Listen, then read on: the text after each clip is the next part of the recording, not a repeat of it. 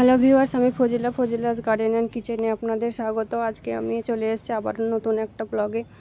তো আজকে আমি দেখাবো কাঁচা কলা রেসিপি। কাঁচা কলা হয়তো অনেকেই রান্না করেছেন এর আগে, তো আমি যেভাবে আজকে রান্না করছি এভাবে একবার রান্না করে দেখবেন, আপনাদের সবার ভালো লাগবে। মুখে লেগে থাকার মতো রেসিপি এটা হবে। আর আমি সেদিনও মোচার বড়া রেসিপিটা আপনাদের সঙ্গে শেয়ার করেছি, চাইলে দেখতে পারেন। মোচার বড়াটা ওভাবে করলেও আসলে খুব ভালো লাগে। তো আমি আমার ছাদ বাগানের অনেক টিপস এবং আমি কিভাবে বাগান পরিচর্যা করি সবগুলোই আপনাদের সঙ্গে শেয়ার করি। তো আপনারা প্লিজ আমাকে ফলো করবেন এবং আমার ভিডিও ভালো লাগলে লাইক দিবেন এবং সাবস্ক্রাইব করবেন। যেভাবে আলু এবং কলাগুলোকে কেটে নিয়েছিলাম, আলু এবং কলাগুলোকে কেটে নিয়ে আসলে আজকে আমি কলা, আলু এবং ডিম দিয়ে রান্না করব। তো আলু কলাগুলোকে কেটে নিয়ে লবণ এবং হলুদ দিয়ে মেখে নিয়েছিলাম।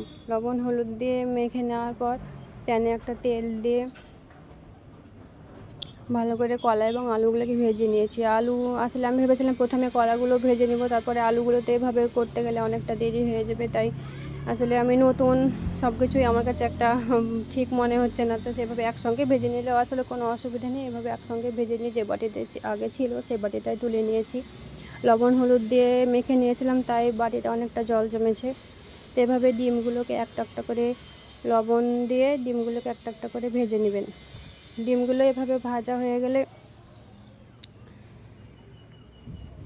পরপর আসলে ডিমগুলো ভেজে নিতে হবে। এভাবে ডিমগুলোকে ভেজে নিয়ে পেঁয়াজ বাটা, রসুন এবং কাঁচামরিচ বাটা দিয়ে ভালো করে মশলাটাকে কষিয়ে নিতে হবে। লবণ, হলুদ, জিরে গুঁড়ো, ধনে গুঁড়ো এবং শুকনো লঙ্কার গুঁড়োও একটু দিয়েছি। আসলে আমি বাজারে খুব একটা যাই না, আমি আমার বাড়ির সবজি দিয়েই আমার সব কিছু বেশিরভাগ রান্না হয়ে যায়।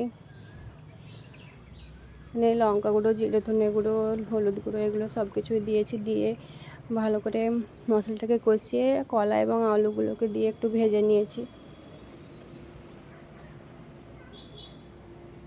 আসলে কলা অনেকে খেতে চায় না, তো এইভাবে রান্না করলে দেখবেন কেউ বলবে না যে কলা খাবো না। কলা সবাই খেতে চাইবে এভাবে কলা রান্না করলে। তো এভাবে জল দিয়ে ডিমগুলোকে একটা একটা করে দিয়ে আমি সিদ্ধ হয়ে গেলে আজকে রান্নাটা হয়ে গেছে।